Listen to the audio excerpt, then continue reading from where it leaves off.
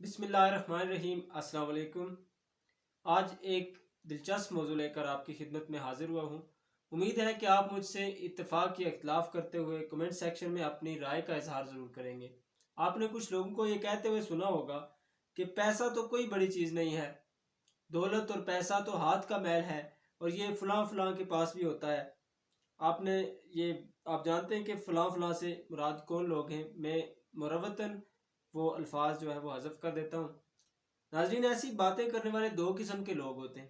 پہلے تو وہ لوگ ہیں جو خود پیٹ بھر کے کھا کے ڈکار مار کے اور بڑے منہ بنا کر یہ کہتے ہیں کہ پیسہ تو کوئی بڑی چیز نہیں ہے، حالانکہ ان کے پیٹ بھی بھرے ہوتے ہیں اور جیبیں بھی۔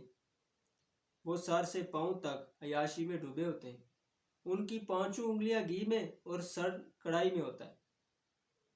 دن رات پیسہ بنانے کی دھن ان پہ سوار ہوتی ہے، لیکن وہی لوگ دوسروں کو دولت اور پیسے سے بیزاری اور ترک دنیا کی ترغیب دیتے ہیں۔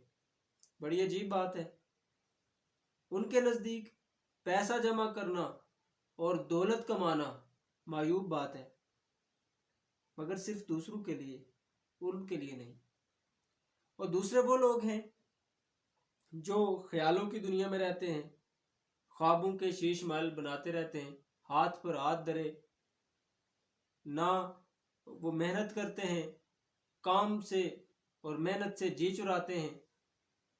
بے عملی اور کاہلی کے مارے وہ کچھ کر نہیں پاتے، اور وہ اپنے الٹے ہاتھ سے جمائی کو قابو کرنے کی کوشش کرتے ہوئے یہ بھاشن دیتے ہیں کہ پیسہ تو کوئی بڑی چیز نہیں ہے، اور جی ہمیں دنیا کی دولت سے اور پیسے سے کوئی سروکار نہیں ہے، ہمیں کوئی محبت نہیں ہے، ہمیں دنیا سے کوئی غرض نہیں ہے، کیونکہ دنیا تو فنا ہونے والی ہے۔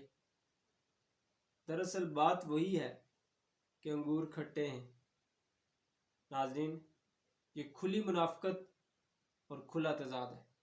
میں اس بات سے بالکل اتفاق نہیں کرتا۔ یا تو آپ مکمل طور پر ترک دنیا کر کے کسی جنگل میں چلے جائیں اور کسی غار میں بیٹھ کے اللہ اللہ کریں، ورنہ اگر اس دنیا میں رہنا ہے، یہاں کھانا پینا پہننا، ضروریات زندگی کو پورا کرنا اور باعزت زندگی گزارنا ہے، تو پھر آپ کو یہ ماننا پڑے گا کہ پیسہ بڑی چیز ہے، دولت کی بھی اہمیت ہے۔ ناظرین، چند حقائق، چند باتیں ذہن میں رکھنا ضروری ہے کہ پیسہ بڑی چیز ہے، لیکن پیسہ ہر چیز نہیں ہے۔ پیسہ بہت کچھ ضرور ہے، لیکن پیسہ سب کچھ نہیں ہے۔ پیسے سے آپ جنت بھی خرید سکتے ہیں اور جہنم بھی خرید سکتے ہیں۔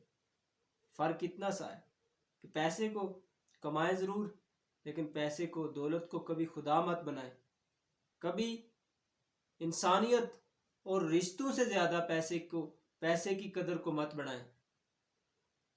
پیسہ، دولت حلال ذرائع سے کمائی جائے، جائز اور حلال راستے پر خرچ کی جائے، اصل مقصد تو یہ ہے۔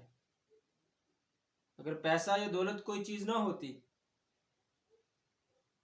تو انبیاء کرام علیہم السلام سمیت بہت سارے، بیشتر انبیاء، ان سمیت خاتم النبیین حضرت محمد صلی اللہ علیہ وسلم کبھی تجارت نہ کرتے۔ صحابہ کرام اور بہت ساری عظیم ہستیوں نے تجارت کی، زراعت کی، معیشت اختیار کی۔ انہوں نے دنیا کی بے ثباتی اور اس کے فانی ہونے کا بھی درس دیا، مگر اس بات کا انکار نہیں کیا کہ اس مادی دنیا میں، اسباب کی دنیا میں رہتے ہوئے آپ کو معیشت کی بھی ضرورت ہے۔ آپ کبھی اس کا انکار نہیں کر سکتے۔ فقر بھی ایک طرح سے اللہ کی نعمت ہے اور دولت بھی اللہ کی نعمت، لیکن پناہ مانگو اس فقر سے جو اللہ سے دور کرے، اور اس دولت سے بھی اللہ بچائے جو ہمیں اس سے دور کرے۔ اگر فقر ہو تو حضرت علی رضی اللہ تعالیٰ عنہ جیسا، اور اگر دولت ہو تو حضرت عثمان رضی اللہ تعالیٰ عنہ جیسی۔ ناظرین، انبیاء کرام نے اس دنیا میں رہبانیت اختیار نہیں کی، دنیا میں رہتے ہوئے آخرت کو سنوارا اور سنوارنے کا درس دیا، دنیا کے لیے رول ماڈل بنے۔ اللہ رب العزت خود ہمیں مانگنے کا سلیقہ سکھاتا ہے کہ اس طرح مانگو کہ ربنا آتنا فی الدنیا حسنۃ وفی الآخرۃ حسنہ، کہ اللہ سے دنیا اور آخرت دونوں کی بھلائی مانگو۔ اللہ سے دعا ہے کہ وہ ہمیں رزق حلال وافر مقدار میں کمانے کی توفیق عطا فرمائے اور ہمارے رزق میں برکتیں عطا فرمائے۔ آمین۔ اللہ